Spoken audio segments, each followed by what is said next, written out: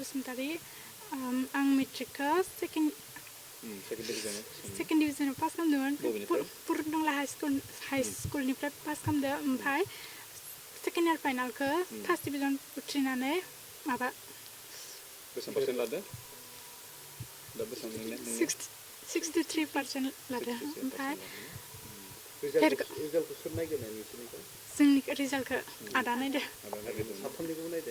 सोरनिखौ first नायगोरनाय कान्टानिखौ नायदो ओमफ्राय गोसोखौ माबायदि मोनदों रिजाल्टआ फार्स्ट डिभिजन फैयोब्ला गोजोननाय नांदो ओमफ्राय मा दा इयुन सिमां मा दं दायो आंनि इयुन सिमां आं पुलिस जानो लुबैयो पुलिसल' जाबा जोंना अफिसार जानो नङा होमबा नाजाब्ला हागोन नाजायोब्ला हायैनि जेबो खोथा गैया दायो मेजरखौ लानाय सानदों नामा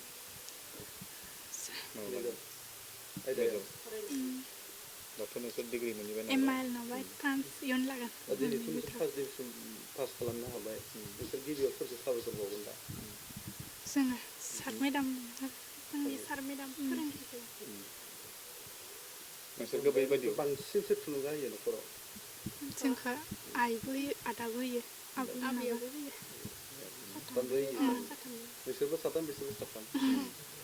नांलायनाय जायगोन ना जाया साथामनि गेजेराव लोमजाबा नोंसोर माबायदि साथामबो लोमजायो नामा उन्दैयाव लोमजायोमोन खम ओमफ्राय दायो एसेबां लोमजाया गाबनो ओंखारबा बयबो साथामबो गाबनो ओंखारोमोन नामा बिदि जायोमोन नामा जाला दा जाला ना दा जाला सिगाङाव जायोमोन बेसेबां गोदोरल'सै नोंसोर मिथिनाया क्लास 8 लासै खुलुमबाय आंनि मुङा थरायना कान्ता बसुमतारी आं गुदि फरायसालिखौ पुब बाब्रिकायाव फरायदों ओमफ्राय एमएखौ पुरुनदंला हाई स्कुलाव फरायदों ओमफ्राय मेट्रिकखौ पास जानानै भेरगाव हायार सेकेन्डारियाव फरायदों मेट्रिकखौ सेकेन्ड डिभिजनाव 59% ओमफ्राय साथामबो सेकेन्डआव साथामबो फार्स्ट डिभिजन साथामबो बेसेबां पार्सेन्ट माबायाव दा 67 ओरैनो मा थांखि लादों फरायनानै इयुनाव आं मास्टार जानो लुबैयो दा बिदि सोलोंथाइ लानायाव नोंसोरो जेंनाफोर जादोंमोन नामा माबाफोर प्रब्लेमफोर मोन्दोंमोन नामा नोंसोरो जोंनियाव फरायनायाव जेबो प्रब्लेम होआखै आइमुआ थाखा फैसानि आंखाल जायो थेवबो फरायनायनियाव होयो आरो आइया खस्थ' खालामो ओरैनो बाबाथ' गैला ओहो गैया दा न'आव सोर सोर दङ जा न'आव दा जों साथाम आदा आबै आइ दोङो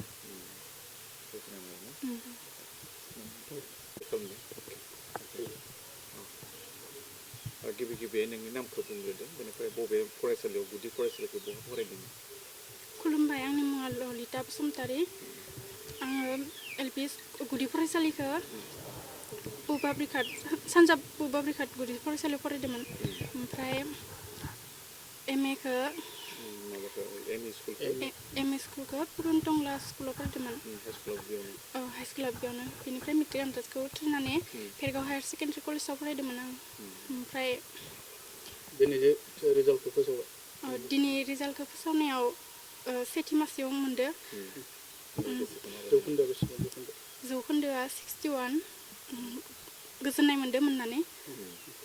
ओमफ्राय न'निफ्राय जिहेतु नोंसोर गुदि फरायसालि फरायबाय माजों थांलाय फैलाय खालामो नोंसोर साथामबो बेबो नङाबा सोर बांसिन गिदिरा सोर बेनिफ्राय सेकेन्डआव बेनिफ्राय दायो हायार सेकेन्डारिखौ जेनेबा नैबे देग्लाय दानि रिजाल्टखौ जेनेबा नोंसोर मोनबाय नङा होमबा ना भेरगाव जौसिन फरायसालिनिफ्राय दा बेनिफ्राय दायो बहा फरायगोन होनना सानो